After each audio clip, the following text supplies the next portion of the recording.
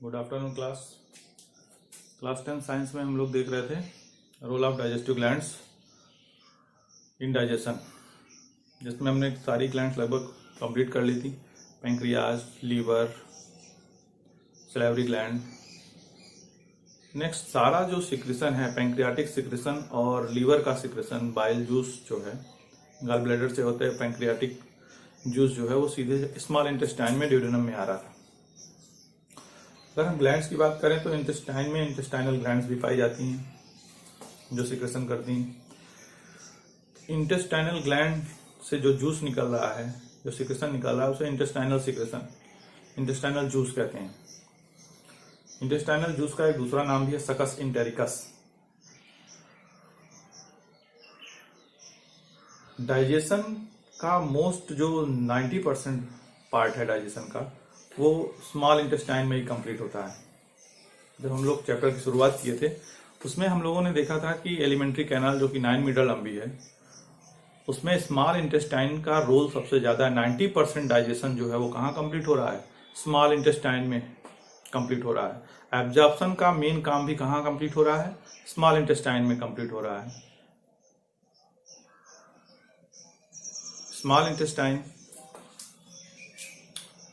Digestion start होने का काम शुरू हुआ था माउथ में, बक्कल कैविटी में। उसके बाद डाइजेशन देखा हमने कहाँ? स्टमक में। स्टमक कैसा था? जे शेप। उसके बाद स्टमक के बाद जो है कि शुरुआत होती है स्मॉल इंटेस्टाइन की। स्मॉल इंटेस्टाइन में डाइजेशन कंप्लीट होता है। डाइजेशन कंप्लीट होता है। अगर हम डाइजेशन के प्रोसेस की बात करें तो सबसे पहले इंजेशन, फिर उसके बाद डाइजेशन, फिर उसके बाद एब्जॉर्प्शन, और फिर उसके बाद एसिमिलेशन, और सबसे लास्ट में इजेशन। तो जो एब्जॉर्प्शन वाला काम है वो मेन काम भी कहाँ हो रहा है? स्मॉल इंटेस्टाइन में। तो हम डाइजेस्टिव ग्लैंड के साथ साथ स्मॉल इंटेस्टाइन में हम जो है इसका रोल भी देख लेते हैं।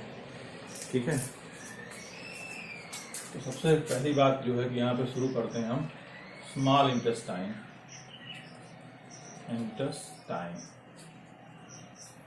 एलिमेंट्री कैनल हमारी कितनी लंबी थी? 9 मीटर लंबी थी। 9 मीटर लंबी हमारी थी एलिमेंट्री कैनल। दिख नहीं रहा होगा। 9 मीटर लंबी जो है एलिमेंट्री कैनल थी, जिसमें जो है 6.5 मीटर से 7.5 मीटर जो है 6.5 मीटर से 7.5 मीटर लंबी केवल स्मॉल इंटेस्टाइन पाई जाती है। मतलब हमारी पूरी गैस्ट्रोइंटेस्टाइनल ट्रैक्ट का जो सबसे बड़ा हिस्सा है वो कौन है? स्मॉल इंटेस्टाइन है। तो जब सबसे बड़ा हिस्सा है तो सबसे बड़ा जो है कि रोल भी होगा। 90% जो है डाइजेशन एंड एब्जॉर्प्शन, 90% जो है डाइजेशन और फूड का एब्जॉर्प्शन। स्मॉल इंटेस्टाइन से एब्जॉर्ब होकर फूड जो है कहाँ जाएगा? ब्लड में जाएगा, और ब्लड से टिश्यूज में जाएगा, सेल्स में जाएगा, डाइजेस्टेड फूड। तो 90% डाइजेशन और एब्जॉर्प्शन कहाँ हो रहा है? स्मॉल इंटेस्टाइन में हो रहा है। स्मॉल इंटेस्टाइन जो है अभी बोला गया कि क्या है? Longest part of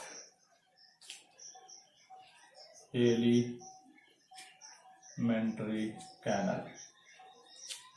small intestine जो है वो लॉन्गेस्ट पार्ट है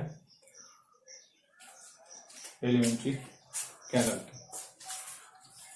कितना है? 6.5 मीटर से 7.5%, 2%। ये नहीं कि छोटे चाइल्ड में जो है बर्थ होने के बाद जो है बच्चों में धीरे धीरे 1.5 मीटर से लेके आगे बढ़ती चली जाती है। और स्मॉल इंटेस्टाइन में भी 3 पार्ट होते हैं। इनको भी 3 पार्ट में डिवाइड किया गया। पार्ट्स ऑफ स्मॉल इंटेस्टाइन में सबसे पहला पार्ट जो है, सबसे पहले जो स्टमक जिसमें खुल रहा है, ड्यूडेनम। स्टमक जिसमें खुल रहा है वो है, यहाँ पे अभी फिगर में देख लेंगे, ड्यूडेनम।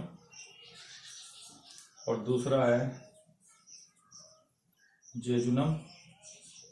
और स्मॉल इंटेस्टाइन का लास्ट पार्ट है इलियम। नाम याद हो गया होगा। सबसे पहले स्मॉल इंटेस्टाइन में कितने पार्ट हैं? तीन पार्ट हैं, ड्यूडेनम, जेजुनम और इलियम। ये तीनों मिला के जो है 6.5 से 7.5 मीटर लंबे हैं, जिसमें सबसे छोटा और सबसे जो है पहला पार्ट जिसमें स्टमक खुल रहा है, स्टमक ओपन हो रहा है किसमें, ड्यूडेनम में। और ड्यूडेनम का जो शेप है वो कैसा है, सी शेप है। ड्यूडेनम का शेप कैसा है, सी शेप है। पैंक्रियाटिक जूस कहाँ जो है रिलीज हो रहा है, ड्यूडेनम में। बाइल जूस कहाँ रिलीज हो रहा है, ड्यूडेनम में। फूड का नेचर कहाँ बदल रहा है, ड्यूडेनम में। डाइजेशन जो है कि में इसका रोल ड्यूडेनम का। और ड्यूडेनम के बाद जो है ये 20 से 25 सेंटीमीटर लंबी, 20 से 25 सेंटीमीटर लंबाई इसकी है, इसकी ड्यूडेनम की। उसके बाद साढ़े जो है 2.5 से लगभग नियर अबाउट इसकी लंबाई है ड्यूडेनम की, जो कि जो है क्वाइल्ड। का शेप कैसा है, स्ट्रक्चर कैसा है, क्वाइल्ड। और लास्ट पार्ट जो है जो कि 3 मीटर से भी लंबा हो सकता है, वो है जेजुनम का, ये भी हाईली क्वाइल्ड है।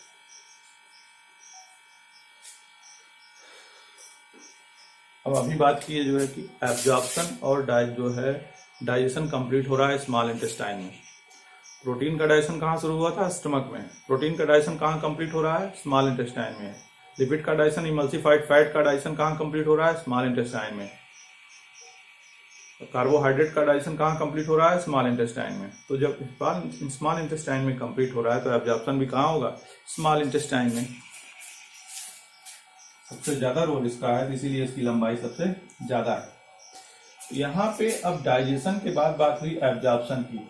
और एब्जॉर्प्शन के लिए जो है अगर हम इंटेस्टाइन की वॉल को देखें, यहाँ पे जो इनर वॉल होती है वो हाईली फोल्डेड होती है। इनर वॉल जो होती है स्मॉल इंटेस्टाइन की, जो इनर वॉल होती है वो हाईली फोल्डेड होती है। जितना ज्यादा फोल्ड होगा उतना ज्यादा सरफेस एरिया बढ़ा रहेगा, जितना ज्यादा। और इस फोल्ड को, ये फोल्ड कैसे हैं, फिंगर लाइक हैं, फिंगर लाइक फोल्ड्स हैं ये। फिंगर लाइक फोल्ड्स किसमें, स्मॉल इंटेस्टाइन की इनर वॉल में।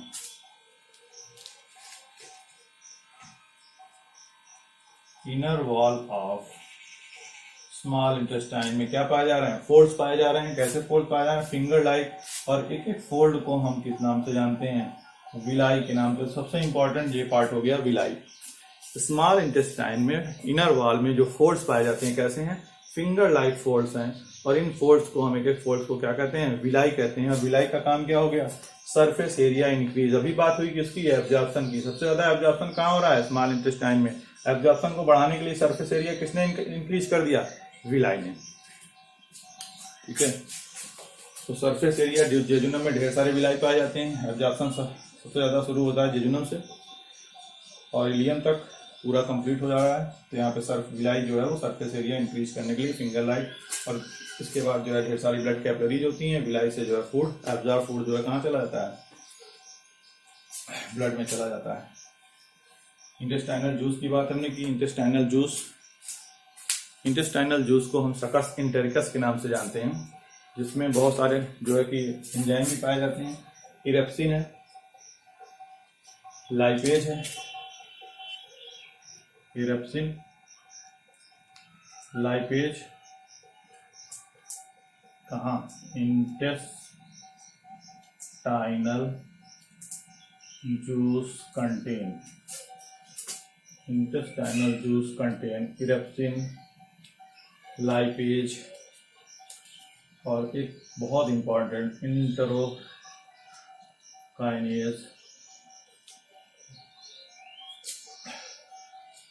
एमाइलेज